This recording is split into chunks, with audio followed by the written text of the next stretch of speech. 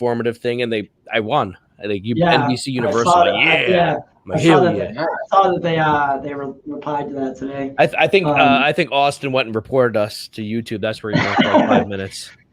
They need to grow up with that bullshit, like playing a clip of the Undertaker walking out as a reference point. Yeah. Right. Yeah. It's really not. I mean, it's so stupid. But I'll take it out. Whatever. You win. So we can't go back on YouTube now? I just did. Oh, we are. We're back on YouTube? I think so. I think it's a different video though. Oh, okay. Let me see. Yeah, don't mess with Vince McMahon. Right. I'm Vince McMahon, damn it. Yeah, we're good. I mean, we're not good. I wouldn't say we're good. I'm gonna have to mess with it a little bit later. But we only have 20 minutes left anyway. But right. Okay, we're back. We're back. Yeah. They take that shit seriously. It's really upsetting sometimes. And we're just promoting them. We're not trying to sell them anything. It's not like we're selling bootleg copies of WrestleMania. Yeah. Right. Yeah. It's whatever though. But so I mean, so the alien thing, right? Like, yeah. Jump into this right now that I got the video pulled up. Do you guys? I haven't seen the video. Oh yeah. I haven't it taken down or something. I don't know. Well, it's a news source, so I'm getting it from CNN. Yeah, so we're gonna report on it. Yeah. Just so YouTube knows, by the way. Okay, so here we go. I'm gonna have to find one. Here we go. All right, because CNN is just showing pictures. All right, here we go. I got it paused, and I'll put the audio up. Okay, yeah. So this is interesting because for those of you who don't know, one of the things he did outgoing, Trump did, was that is that music coming from me? You guys hear that? Yeah, that's coming from you. Oh, here we go. Oh, it's this right here. This is the problem with these videos. Like, they have all these... start automatically. I know, yeah. Okay. So, one of the things Trump did on his way out was that he requested all information on UFOs be declassified by April. So, now I'm pretty sure this is not all of it. So, this is one of the ones confirmed by the Pentagon. So, here we go. You heard... Here we go. I mean, if you look at this little ship here, look. Yeah. Oh, that music's back.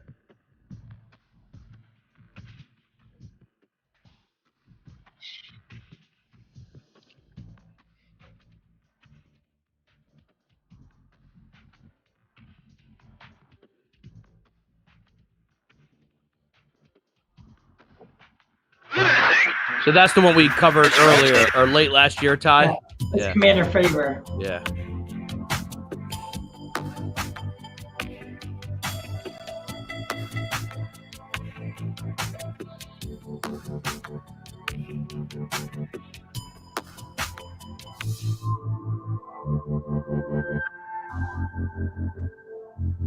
Oh wow. Yeah, I think in 2020 it was some 6,000 Yikes.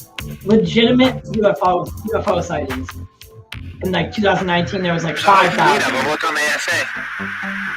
My gosh.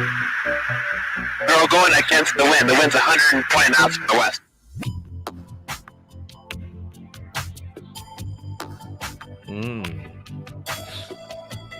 I'd rather it be aliens than like another country that has more power than we do. Like that would scare me. Like if like the Russians and the Chinese had like, power like that. Yeah. And we're sitting here like, I don't know. So I think it was the third video breaking there. news out of it. The third video there, where there was at one point there was a ship that was pretty much mocking, right, the pilots or the Air Force or the Navy, whatever it was, and it was just, I mean, it was doing things that it was basically putting on a show for them, like look, you are not even close to what we can do. Yeah, like it was basically like like pretty much fuck you, like we know that you're watching. We wouldn't be here, for not that we wouldn't be here, but like we know you're watching. Yeah. If you want to see something, I'll show you. Not only that, I think they don't care. Like when you go on a Serengeti and you're like in a souped up Humvee, do you give a crap that the zebras can see you and that the giraffes can see you and the hyenas can see you? They're animals. You're protected. And then you got like guns. Like, yeah, go ahead and try something. Even if you're a lion. Yeah, go ahead and try to tap our Humvee or our Jeep. We don't care. We're on safari. And I think that's kind of how it is with them. Like, they're just like, yeah, we don't care. You're no threat to us. Yeah. And it seems like it's almost like a tactic by the U.S. government. Because if the Israeli defense minister or whatever it is to be believed at all, basically he's saying is the government in the United States has already known about this. Yeah, and we're partnered with them on Mars and some galactic federation. It's Star Trek. It's Star Trek time. I feel like this makes it look like they have deniability, right? They're like, well, we're just in the dark as you, right? Like, we want all your news. I mean, we want all that you've gathered on UAPs, which are what they call UFOs now. Yeah. Of course, they had to use a different three-letter whatever. Right. We want all your, everything you've collected on it. We need to have, transparency throughout, divisions, yada, yada, yada. And it's just like, come on, dude. Like, you're fooling. Let's go. Come on. Tell us you're on a base in Mars. Tell us we've been able to get to Mars, and let's work together on what needs to happen next. Yeah. No, let's keep us in the dark, and we'll pretend we'll play this game for the next 10 years. Yeah, I know, right? At the end of the I mean, this goes back to like there are so many incidents involving the military, nuclear bases and stories, but no one took them seriously. Now people are listening. You know, I think part of the reason is people didn't want to believe, so they would disregard it. They'd be like, "Oh, well, it was probably some, fighter jets doing some stuff," and right. But like the incident that kind of got me into it. Do you want me to keep this up, Ty, or take it down? You can leave it there. Okay. Like the incident that got me interested was like this thing called the Phoenix Lights incident, where the entire state of Arizona saw these lights over Phoenix flying, no sound. These large orange obes flying in a V formation. And, like people are like, well, what the hell is that? Yeah. And the government, like a week later, is like, oh, it was Maryland Air National Guard doing maneuvers, dropping flares. And like, it looks nothing like that. Right. Yeah. There's definitely some things. And then, like Tyler said last year, everybody was home. Yeah. Everybody was, outside in their backyards, trying to enjoy what little time outside they could, and so of course everybody was looking up, and I'm sure that's why last year everything was up, all the numbers were up. But for every incident like this, there's also a dumb one. Did you see the Goodyear blimp one? When it was a Goodyear blimp and everyone's like, oh my god, it's alien. Why don't you talk to us about the Phoenix Lights, Jack? Okay, I know you like that one, and I find it very interesting, and I feel like a lot of people should look into it. For anyone who doesn't know, we'll have Jack. Jack so basically, back in March of 1997, people are outside and they see these big orange orbs. There's very little footage of it because you have to remember back then people didn't already have camcorders lying around, and if you did, they had to be charged. You got to put a tape in. You know what I mean? So the footage they have show these orange lights in a V formation. People on the ground, we're talking about thousands of people, said they were large, they were glowing, and they were silent. Right. People on the ground also said that they were connected. It looked like it was two football fields long, right? Right. Lucas Air Force Base says, a Cessna pilot, like those small planes, calls Luke Air Force Base is like, do you guys have anything in the air right now? Luke Air Force Base says no. They call Las Vegas International. The Cessna pilot, do you guys have anything in the air? They say no. We have nothing in the air right now, Right. And all of a sudden it's recorded and everyone's going nuts. The next day, the governor does a press conference and he dresses up one of his interns like an alien. He's like, we caught the culprit, Right. It was a joke or whatever, trying to make fun of it. He's like, you guys take this stuff way too seriously. A week later, the government says it was the National Air Guard. They were dropping flares and doing maneuvers. Yeah. But they're saying these lights are traveling all over the state and then suddenly disappear, right? Almost 20 years later, the governor, his name is Fife Symington, came out and said, actually, I did see the lights. And I was an Air Force pilot. that was not aircraft. Right. Yeah. And to this day, then it's interesting. The local Native American tribes say that their tribes have been seeing those lights periodically going back to like the 1500s, the 1600s, the 1700s, the 1800s, that they've been visited by those lights. But the government still says officially it was air maneuvers that they were performing over the city. Right. Right. And when you collectively have thousands of people that saw the same thing, it's really hard to downplay it. Yeah. And I think what the media or the government tried to do was like, all right, hey, just just let's make a joke of it. Like we've built the government to be able to do is just make fun of it and it will go away. Yeah. Right. Like just downplay it. Let's dress someone up. Let's play into it. Let's play into it to a degree, and they'll know that like, oh, look at them. They're not taking it seriously. So why should I? Right. Yeah. Exactly. But now it's a little bit more accepted, because back then if you were to say like, yeah, I believe in UFOs, or I believe in that, or aliens exist, you kind of laugh at. Not only that, it doesn't help that some of the crazier people of aliens like dress up like aliens, they wear purple hair, and like no one wants to be associated with those people. There's a lot of bullshit in the alien community. Yeah. There really is, and that's no doubt about it. Just like you want to go, want to route this into pop culture. Yeah. The Snyder Cut community, right? It's the same ratio, right? With every 3-4 good people, there's one really, really off and person there for the wrong reasons, trying to profit off of it, trying to do this, trying to do that. And the alien community's seen that for years and years and years. Yeah. And to the largest degree possible. It's crazy. That's why you go to these conventions and everyone's seen something, or everyone's been abducted, and half of them are calling bullshit. It's absurd, and that's for the most part why the government got away with it so long, is making a mockery of it, because for the most part it is, but there are a lot of credible, look, we're watching it now. Credible people in the Air Force or the Navy that are like, dude, there's something. What is that? Yeah. I mean, imagine spending your entire life, right, as a Navy pilot or whatever, learning about aircraft, space, all that. You're flying one day, and then you see that. Yeah. Like you're freaked. And I think there's even audio originally to this video that they were like, what is this? Like, what the hell is this? It was going in directions that should be possible. And what pisses me off is like people like Neil deGrasse Tyson and all, the way they dismiss it. You can't prove it. They're like, unless you show me an alien body, how do I know it's an alien?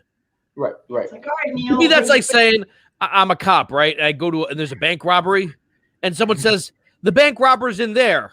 And I see a man and then a baby, and I say, well, I don't know who it is. I have no idea who it could be. Unless I see someone robbing the actual bank, it could be the baby. Looks pretty suspicious. Yeah. And my thing is, well, here's the thing. Logically, you can figure out what are the capabilities of a baby. Can a baby stand? Can a baby wield a machine gun? No. Okay. Can any military craft do what we're seeing here? No. Are you trying to suggest that there are monkeys in there? Can giraffes do it? Can whales do it? Okay, so everything on Earth is eliminated, and what's that Sherlock Holmes line? Whatever the when you I know whatever's left, no matter how improbable, must be Yeah, exactly. I wish I had that quote with me, but like, are you telling me the Russians, the Chinese can do this? Like, give me a break.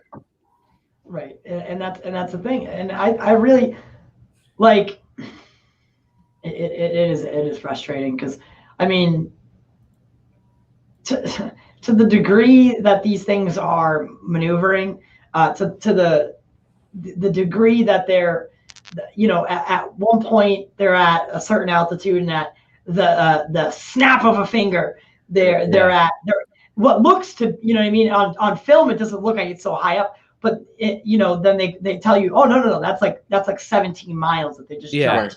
Like that's literally impossible. A snap of a finger. There's nothing on the world. There's nothing in the world that could do that. And you're like, well, that's not enough for me. I don't, show me a body. It's like, well, no, I can't even keep up with the thing. I can't even, like, no, I can't. You want a body from this? Oh my god. Oh my god. See, this is what I was worried about. That stupid music would start playing. Where it is. Okay. So right there, all of a sudden, the ancient aliens things about pyramids makes me wonder. Right. Because there are pyramids all over the world built thousands of years ago when humans supposedly couldn't cross oceans. And look how that's built. Not only that, you look at even when you fly in a plane and you look at land and these,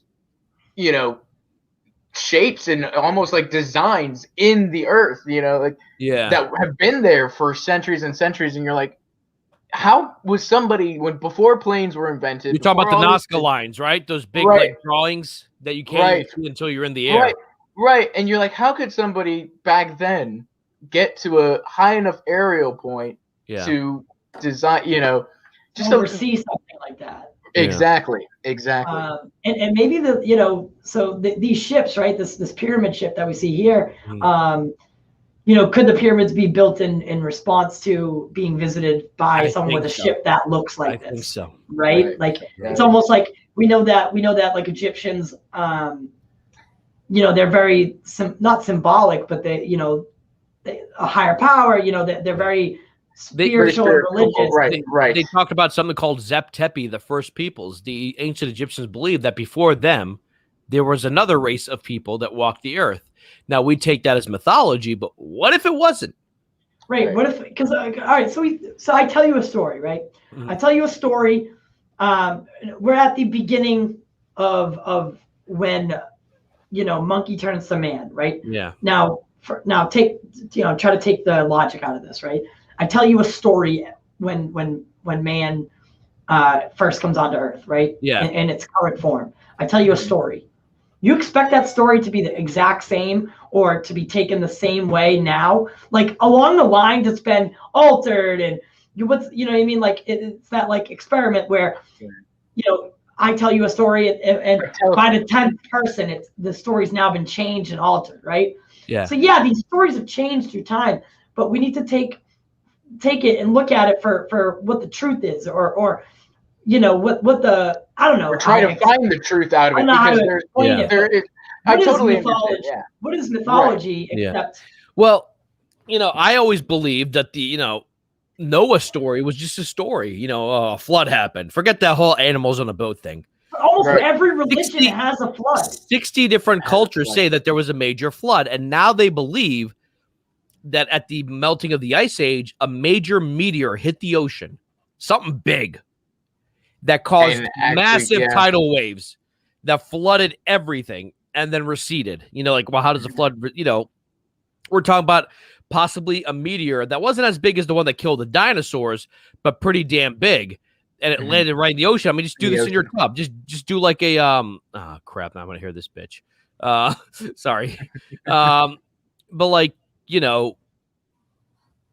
something must have really large hit the ocean. Right. It's like when you do a cannonball, what happens to the water? It displaces. Well, imagine something the size of maybe a small country lands right in the Atlantic Ocean or the Pacific Ocean. It's going to create tidal waves like that. What's that movie called? The Day After Tomorrow or whatever. Like something, whatever. It's going to flood everything. And that's what they think happened to a lot of these ancient civilizations that we don't know about. They were completely washed away. That's what probably happened in Atlantis. Atlantis talks about a big wave taking them over and destroying them. Not only that, you look at the, over here where I live, the big thing is the plates here between in Nevada and California. They talk about if San Andreas breaks, California's in the ocean. Yeah, that's what Lex Luthor figured that out back in 1978. Right. Yeah, exactly. So, it's we don't know too what maybe the Earth had some sort of fault lines break or something. There's so many, but like you said, it's 60 different religions reference. And by the way, these cultures had no way to contact each other. Right. And there's no way that they come up with that same. Like I get it, right? We all have water around us and we all know what waves are. But to the degree that the story is remarkably similar. Yeah. Right. Like the entire Earth was flooded. Yeah, uncannily. Like in around the same time periods. Like it could be matched up where, you know, they're theoretically they're talking about the same thing.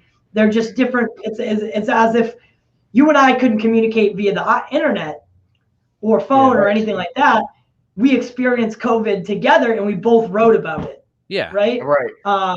Yeah, we would have similar stories because, you know, we're in a similar situation. And I think that's what happened. You took over Bank of on. America in the middle of the stopping this thing. It keeps playing. Yeah, that's sorry about that. How do you think they get their money, man? Yeah. they can't pay us. If they pay us, we'll let it play. Yeah. ATC Channel 3. Oh, by the way, I got this email. But I'm going to send it to you because I don't know if it's credible or not. You can make the decision on that. Go ahead. You don't have to stop talking. Oh, okay.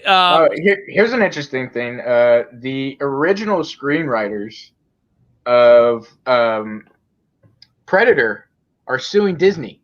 Yeah, I heard about that. For the rights back. They want the rights back. Well, here's the thing. There's that deal, you know, where after a certain amount of time, the rights revert back to the original writers or whoever. You know, that's kind of what happened with Terminator and James Cameron in the last one. Mm-hmm. But this one, I guess that's the case that was supposed to happen. The rights were supposed to revert back to the screenwriters. Yeah. And then Disney got involved and was like, nah, we still want these characters. So the screenwriters are straight up suing Mickey Mouse. Wait, for what? They want the rights back. Wait, the guys, the original two brothers, Jim Thomas, and I forgot what the other one's name is. Right, Shane Black. He wrote that third one. Okay, I'll say this about the Predator franchise. The first Predator is legendary. The second one, which I watched recently, is actually not that bad with Danny Glover, where he's a cop in L.A. And then I didn't mind. I had problems with the one where they're trapped on the Predator's planet. I just didn't like what's his name, Brody, Adrian Brody. Adrian Brody. He was basically doing Star-Lord's voice when he's talking to Thor, like, "This is my voice." He's trying, if it bleeds. I'm like, dude, we know what you sound like. You do not if you were a new actor, I could make, but like we know you don't sound like that. Like, all right, let's kill these guys. It's like you couldn't find one meathead to put in that role. Yeah, that was an interesting one because the story wasn't that bad. No, it was actually pretty cool. Good. And Robert Rodriguez wrote the story for that. Yeah.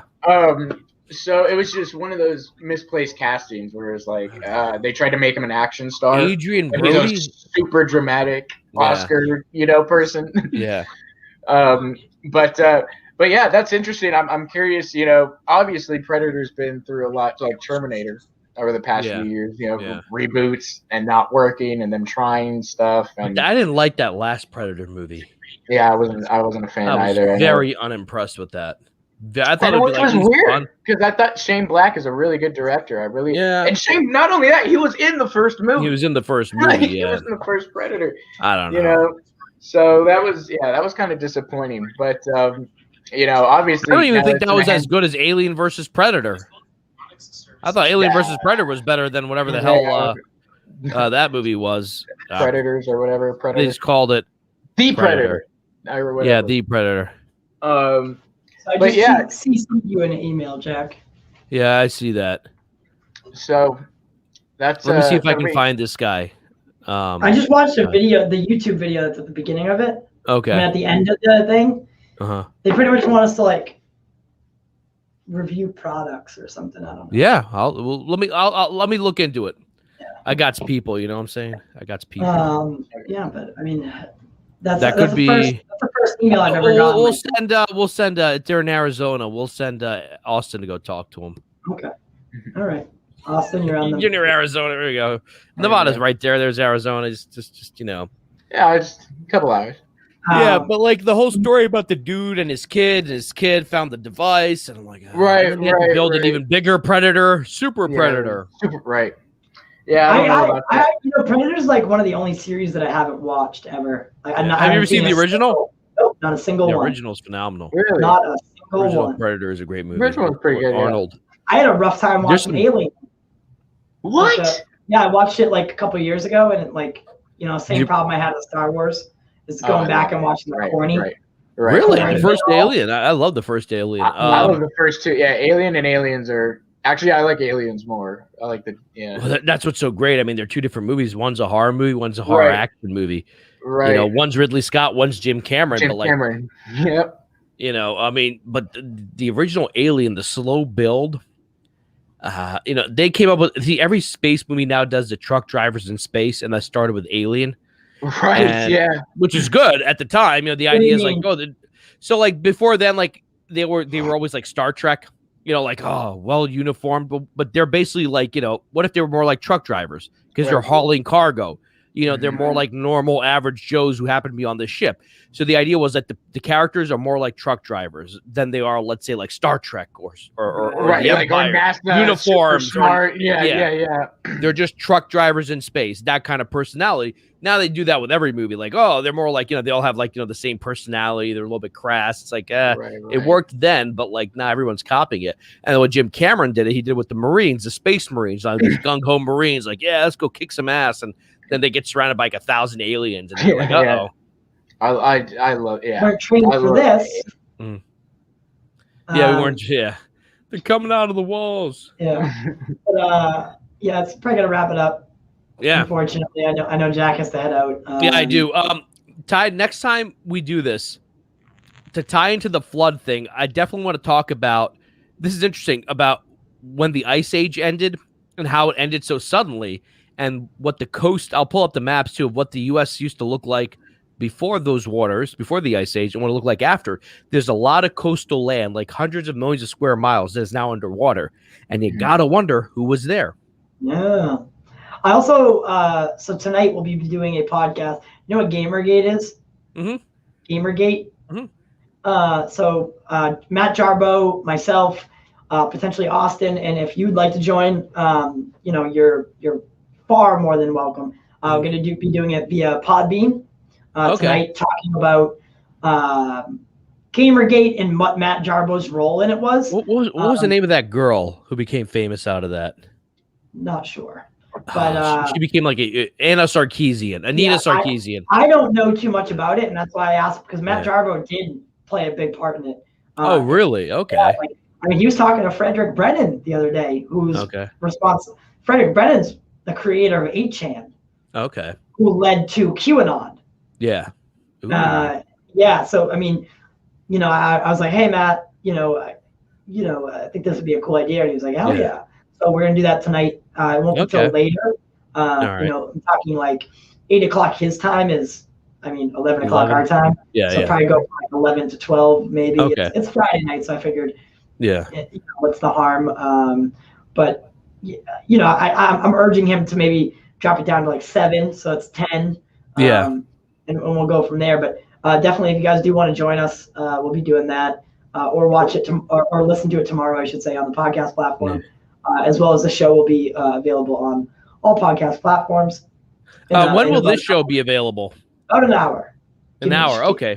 Like an hour. I want my dad to listen to it. I gotta take him to his appointment, but I'm like, listen to this show. It's a good show. Yeah. But thank you to everyone who showed up. Sorry that we got taken down. Not my goal. Trust me, not my goal. Yeah. Unfortunately, YouTube sucks. Yeah. And they know it. They know. But thank you, everyone. Guys, remember to like, subscribe, share, do all that. Become a patron. We really do appreciate it, and we do it for you, and we do it for the culture.